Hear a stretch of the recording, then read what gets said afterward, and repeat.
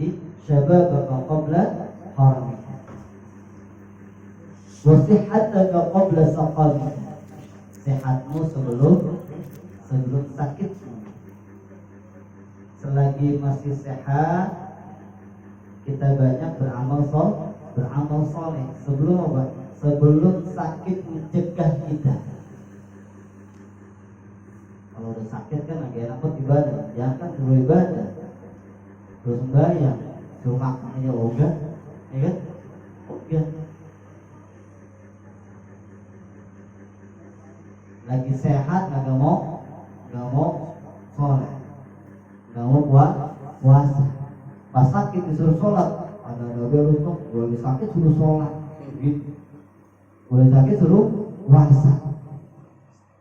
Makanya bang, selagi kita sehat, ya, kata Rasulullah, sihataka qabla saqamika. Selagi kita sehat, banyak-banyak beramal soleh sebelum sakit mencegah kita. Wa ghinaka qabla faqrika. Cukup kita punya harta kita baik, kita sedekahkan. Walaupun satu hari 1.000 nggak masalah.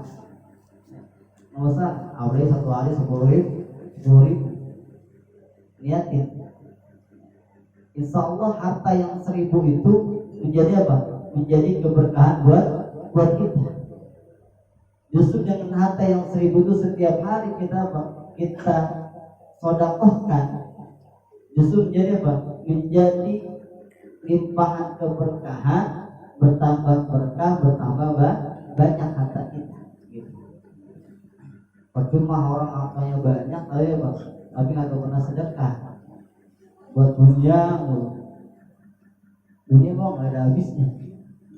Dunia nggak ada habisnya.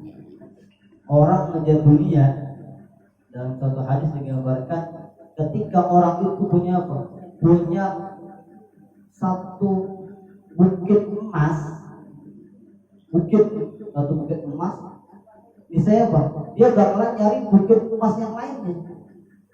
Karena namanya dunia nggak bakalan cukup. Dia udah punya nih 2 bukit emas, pasti apa? Pasti dia nyari lagi bukit emas yang lainnya, biar 3. Ya.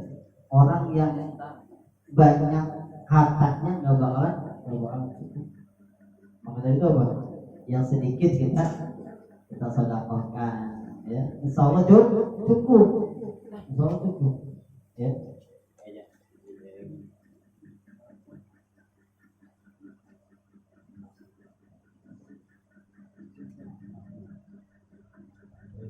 Ya, lagi ya. Wa hayataka qabla mautika.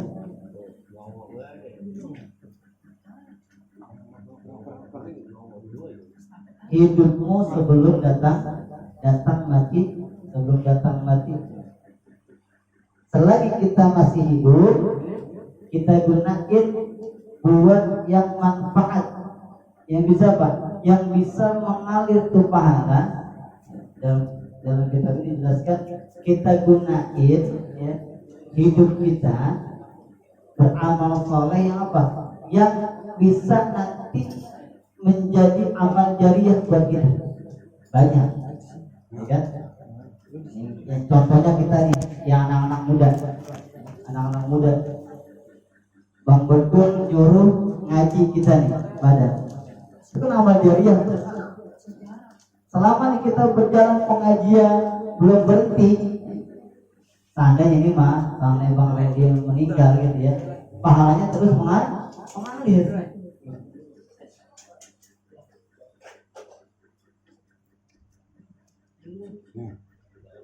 Maka dari itu apa?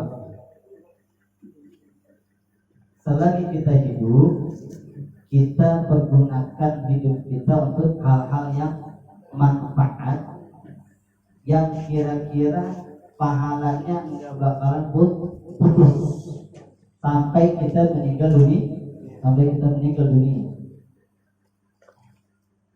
Kita ajarin anak orang yang baik.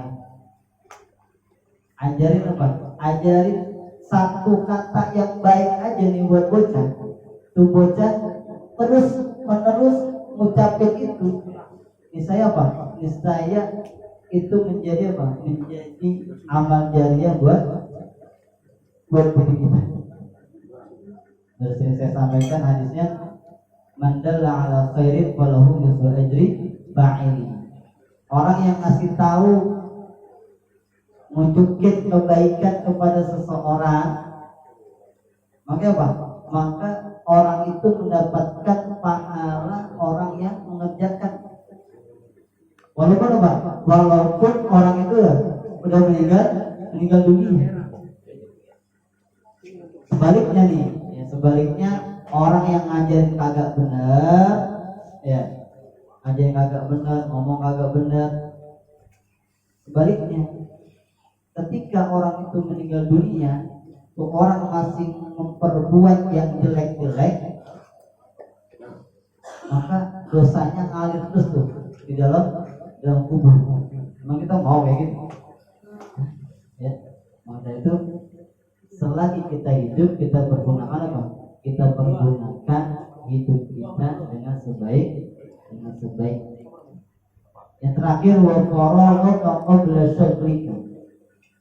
Ini bifat syid dengan fathah syid. Mungkin kita sering membaca qabla syaghlika. Tapi di dalam kitab ini, ya, dijelaskan bifat syid dengan fathah syid.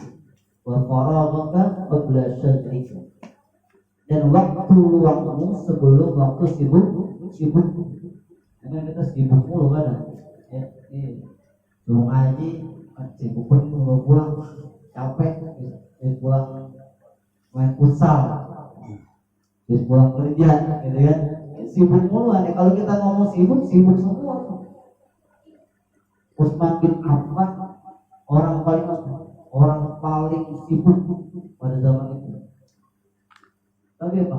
Tapi selalu duduk di majlis Rasulullah SAW. Selalu menghatamkan Al-Quran setiap malam.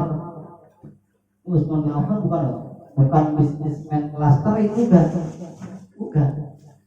Yang baru punya apa? Baru punya satu warung, dua warung, bukan. Utsman bin Affan pada zaman sahabat dulu, pada zaman Rasulullah dulu, beliau salah satu saudagar yang paling kaya. Tapi apa? Tapi selalu hadir di majlis Rasulullah dan selalu menghatamkan Al-Quran setiap malam. Luar biasa.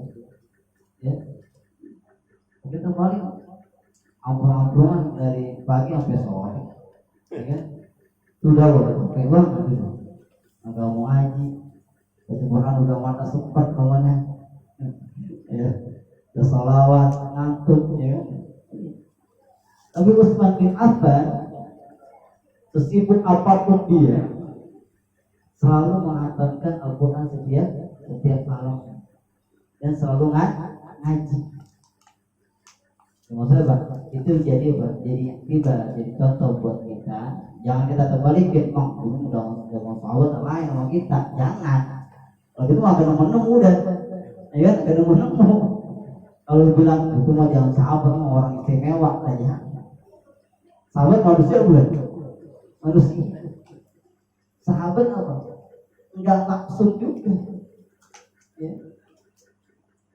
Ya Pak. Jadi sama-sama manusia, ya. Dikasih iman, dikasih Islam, dulunya apa? Kudu menjadi pelajaran buat kita. Ya kita mah jangan muluk-muluk dah. Ya tiap malam baca sholawat aja udah. Ya apa 33 apa 100 gitu ya, apa 200 atau istighfar 100 gitu kan. Insya Allah kalau kita paksain, insya Allah bisa. Habis makan bisa kita, ya. Nonton TV berdarah, terus kita wudhu dan masuk kamar dengan tasbih, insya Allah gitu. Insya Allah udah ngantuk dikit kita paksain, insya Allah gitu bisa. Kalau ngomong capek, semua juga buat capek. Kalau ngomong sibuk, semuanya ngaku sibuk. Tapi masa kita nggak ada waktu buat Allah Subhanahu wa Ta'ala? Itu mah ada, kita tiap waktu, tiap hari 5 waktu sholat itu buat kebutuhan kita. Sholat itu selain kewajiban kita, menjadi kebutuhan kita. Kenapa? Karena sholat itu buat diri kita luar biasa. Bisa ngampunin dosa kita, ya kan? Bahkan Rasulullah mengibaratkan apa? Ketika kita sholat 5 waktu, ibarat di rumah kita ada sungai yang setiap waktu kita mandi. Kata Rasulullah, ada nggak kotoran yang nempel dalam tubuh kita ketika kita 5 kali mandi dalam satu hari 1 malam? Kata sahabat, nggak ada ya Rasulullah. Yaitu, jadi sholat 5 waktu itu justru apa? Feedbacknya buat kita, ibaratnya buat kita, bukan buat Allah. Nah, maka dari itu nih kita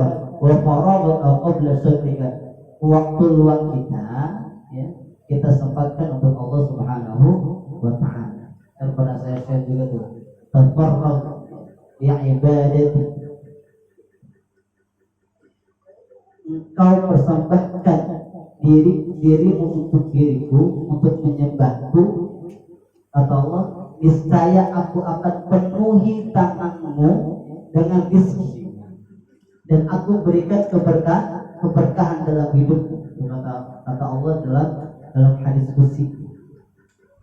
Kalau kita nih semata-mata kita persembahkan diri kita kepada Allah Subhanahu wa Ta'ala, ya bukan maksudnya bukan sholat mulu, bukan, ya. Bukan sholat mulu, duduk mulu, bukan. Semuanya kita niatkan karena Allah Subhanahu wa Ta'ala. Allah bakal penuhkan tangan kita rezeki yang berkah dari Allah Subhanahu wa Ta'ala. Berkah bukan maknanya banyak, bukan. Jangan dibilang berkah itu banyak. Tapi banyak kebaikan, ziyadatul khair, banyak kebaikannya. Kita punya duit 10.000, 10.000 nih lumayan. 2.000 buat apa? Buat sedekah, gitu kan? Atau 1.000 buat sedekah. Ada duit tapi sedikit duit kita, tapi apa? Tapi kita punya niat buat sedekah betul kebaikan. Itu bertambah bertambah kebaikan. Kita punya motor, kita gunain buat apa? Buat ngaji, ya kan? Kita punya sepeda, kita gunain buat sembahyang, buat ngaji, buat nolong orang dan lain sebagainya. Itu namanya berkah. Gitu. Nah, bagaimana kita jadikan hidup kita berkah? Ya, senantiasa kita selalu ingat kepada Allah Subhanahu wa Ta'ala. Lagi jalan sambil zikir, gitu kan? Apalagi di sholat, jalan zikir, lagi kerja zikir. Nah, insya Allah Allah bakalan penuhi hati kita dengan rasa cukup, dan tangan kita penuh dengan rezeki yang berkah dari Allah Subhanahu wa Ta'ala. Amin ya Allah ya Rabbal alamin. Kiranya itu yang dapat saya sampaikan, pesan dari Nabi kita Muhammad Sallallahu Alaihi Wasallam, agar kita dapat mengamalkannya. Insya Allah berkah hidup kita, berkah umur kita, berkah harta kita, berkah anak-anak kita menjadi anak-anak yang sholihin wa sholihat. Amin ya Allah ya Rabbal alamin.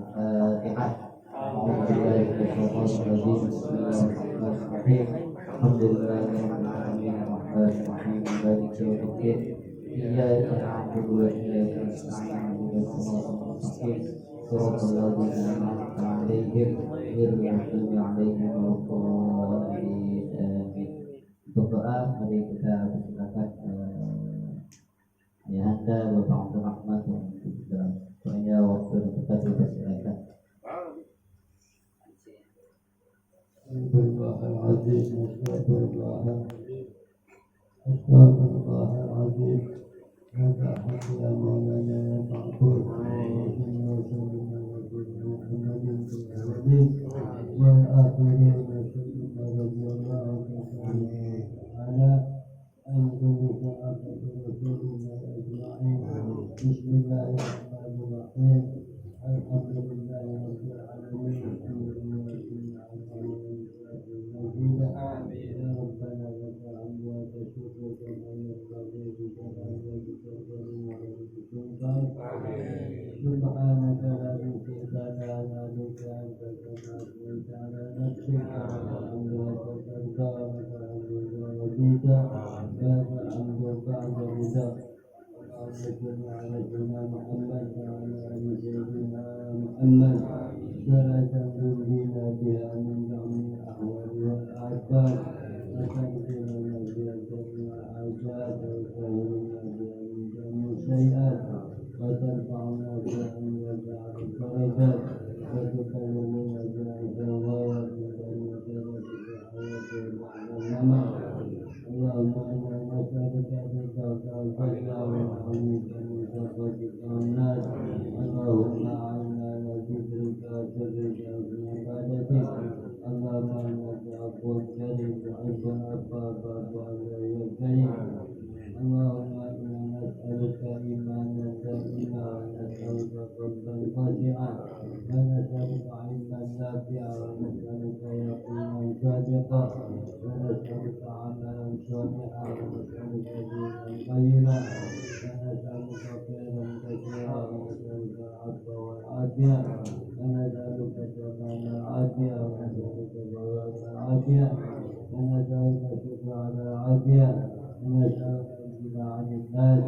اللهم ربنا تقبل منا صلاتنا وصيامنا وقيامنا وركوعنا وسجودنا وتضرعنا وتخشعنا وتعبدنا وتمن تغفرنا يا الله يا ارحم الراحمين. اللهم انا نسالك سلامة في الدين والدنيا والاخره وعافية للجسد وزيادة في العلم وبركة في الرزق وتوبة قبل الموت رحمة عند الموت وغفرة بعد الموت. اللهم أعوذنا بنا يا عبادك وفرات الموت والنجاة من النار والعفو عن الحساب.